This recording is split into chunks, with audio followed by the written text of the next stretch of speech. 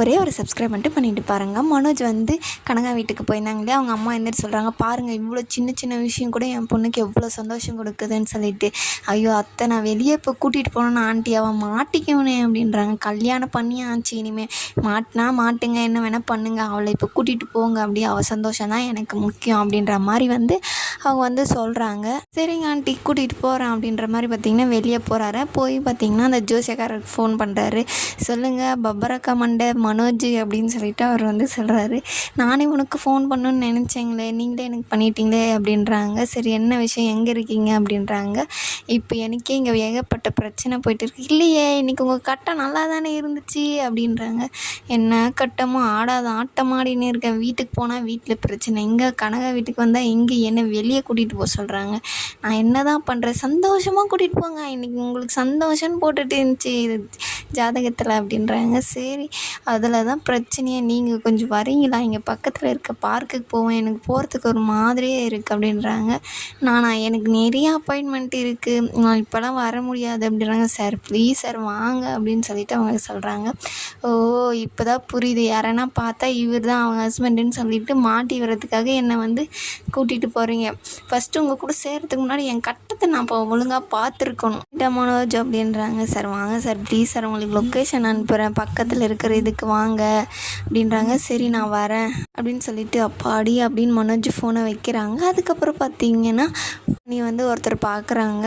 அக்கா எப்படி இருக்கீங்க, நல்லா இருக்கீங்களா அப்படின்னா நல்லா இருக்கு. அப்புறம் ஒரே பொண்ணு கல்யாணத்தை எப்போ சாப்பாடு போட போகிறீங்கன்னு நினச்சேன், அதுக்கு என்ன போட்டுடலாம், அது எப்படி போட முடியும், அதுக்குள்ள தான் கல்யாணம் ஆகிடுச்சு அப்படின்றாங்க. ஊருக்கே தெரியும், எனக்கு தெரியாதா அப்படின்றாங்க. எதாக இருந்தாலும் உங்கள் பொண்ணு தானே, அவங்க சேர்த்து வாழ வைங்க, உங்கள் வீட்டுக்கு கூப்பிடுங்க, ஆனால் உங்கள் மனநிலையுமே கஷ்டமாக இருக்கும் எனக்கு தெரியும் அப்படின்னு சொல்லிட்டு நல்லா இருக்கிறவங்களையும் குத்தி விட்டுட்டு அங்கேருந்து போயிடுறாங்க. இவங்க 2 பேர் என்ன பிளான் பண்ணுறாங்கன்னா, நம்ம பொண்ணை நம்ம வீட்டுக்கு வர வச்சிரும், சத்யாலாம் இனிமேல் ஆயிடுச்சு, அவங்க 2 பேரையும் கூப்பிட்டு நம்ம வீட்டிலேயே வச்சுக்கலாம், கொஞ்சம் கொஞ்சமாக விருந்துக்கு கூப்பிடுவோம், அப்படியே நம்ம கொஞ்சம் கொஞ்சமாக நம்ம வீட்டுக்கு வர வச்சு அவனுக்கும் நம்ம சொகுசாக வாழ்கிறதே பிடிச்சிருக்கோம் அப்படின்னு சொல்லிட்டு சொல்கிறாங்க. இப்படி பண்ணாலும் இது ஆகாது, நம்ம வேறு மாதிரி பண்ணலாம், நம்மளுக்கு ஒரு 2 பேரில் யாருக்குன்னா ஒருத்தருக்கு உடம்பு சரியில்லைன்னு சொல்லிட்டு அவங்கள வந்து இங்கேவே வச்சுக்கலாம், என் பிஸ்னஸை பார்க்க முடியாதுன்னு சொல்லிட்டு அவங்கள வந்து இங்கேவே இருக்கிற கட்டாயத்தில் நம்ம ஏற்படுத்தலாம் அப்படின்னு சொல்லிட்டு சொல்கிறாங்க. இதுவும் நல்ல ஐடியாவாக தான் இருக்குது, அப்போ நான் வேணால் நடிக்கிறேன் அப்படின்னு சொல்லிட்டு சிந்தாமணியோட ஹஸ்பண்ட் வந்து சொல்கிறாரு. சரி நீங்கள் அந்த மாதிரியே இருங்க, அப்போ தான் உங்கள் பிஸ்னஸை டேக் ஓவர் பண்ணுறதுக்கு சத்யா வந்து நம்ம வீட்டிலே வந்து இருக்கிற மாதிரி அவங்களுக்கு இருக்கும், இதுதான் நல்ல பிளானு அப்படின்னு சொல்லிட்டு 2 பேரும் பிளான் போட்டு மீனா வந்து ஹாஸ்பிட்டலில் இருக்காங்க இல்லையா, அவங்கள பார்க்குறதுக்கு வந்து ரேகாவும் சத்யா எல்லாமே வந்திருக்காங்க. இப்படி இருக்குது இப்போ பரவாயில்ல அப்படின்னு சொல்லிட்டு மாமாவுக்கு ஃபோன் பண்ணக்க அவங்க வந்துடுறேன்னு சொல்கிறாங்க. இப்போ நான் டிஸ்சார்ஜ் பண்ணிடுவாங்க அப்படின்னு சொல்லிட்டு சொல்கிறாங்க. சரி அப்படின்னு பேசிட்டே இருக்கும்போது பார்த்திங்கன்னா நான் பில் சம்மரி வந்து வாங்கிட்டு வந்துடுறேன் அப்படின்னு அங்கேருந்து போயிடுவாங்க சீதா. அப்புறம் ரேகா வந்து பார்த்திங்கன்னா கஷ்டமாக பேசுவாங்க, உங்களை இப்படி பார்க்குறதுக்கு கஷ்டமாக இருக்குது அப்படின்னு சொல்லிட்டு.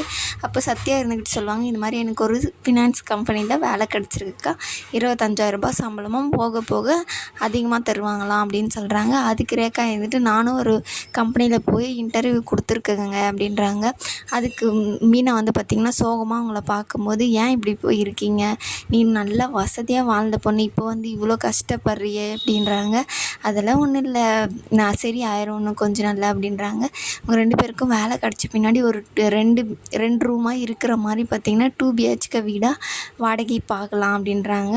அதுக்கு சத்யா இருந்துக்கிட்டு வேணான்றாங்க. ஏன் வேணாம், இப்போ சீதாவும் நம்ம கூட இருக்காங்க, பெருசாக தான் வீடு தேவை அப்படின்ற மாதிரி ரேகா வந்து சொல்லும்போது பார்த்திங்கன்னா சத்யா வேணான்னும் போது ரேகா வந்து அப்படியே முறைப்பாங்க சத்யாவை.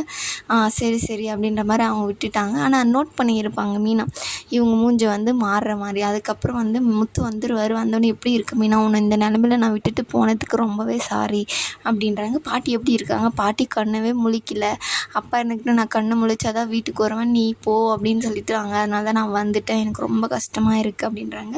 அதில் ஒன்றும் ஆகாது, பாட்டிக்கு சரியாயிரும் அப்படின்னு சொல்லிட்டு மீனா வந்து ஆறுதல் சொல்கிறாங்க. ரேகாவும் பார்த்திங்கன்னா பாட்டி என்னை ரொம்ப நல்லா பார்த்துக்கிட்டாங்க. நான் வந்து கண்டிப்பாக அவங்கள போய் ஊரில் போய் ஒரு டைம் பார்த்துட்டு வரணும் அப்படின்றாங்க. கண்டிப்பாக போய் பார்த்துட்டு வாங்க அப்படின்ற மாதிரியும் சொல்லிட்டு இருக்கும்போது சீதா வந்துடுது.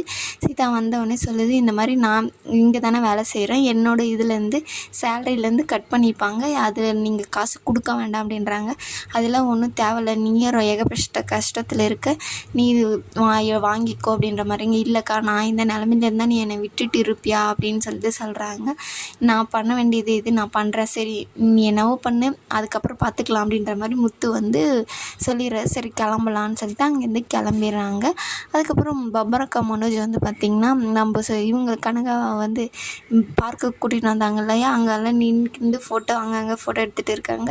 ஒரு மீனுக்கிட்ட ஃபோட்டோ எடுக்கும்போது பார்வதி ஆண்டி வந்து பார்த்துட்றாங்க. ஐயோ, எனக்குன்னே இவங்க வருவாங்க போலையே, இவங்க மட்டும் பார்த்துட்டாங்க உடனே எங்கள் அம்மாவுக்கு ஃபோன் பண்ணி சொல்லிடுவாங்களே, நான் என்னத்த செய்ய அப்படின்ற மாதிரி அவர் அங்கே இது பண்ணுறாரு. ஃபோட்டோலாம் போதுமா, நம்ம போகலாமா அப்படின்னா, எனக்கு அந்த ஆண்டி கையில் இருக்கிற டெடி பேர் வேணும். ஐயோ, போய் பார்வதி ஆண்டி கையிலே தான் இருக்கும் அது, இப்போ என்ன பண்ணுறது, அது கடிக்கும், அதெல்லாம் வேணாம் அப்படின்வாங்க. ஐயா, அது கடிக்குமா, அதுக்கு பல் இருக்கா, இப்போ மட்டும் நல்லா கேள்வி கேட்பாளே அப்படின்வாங்க.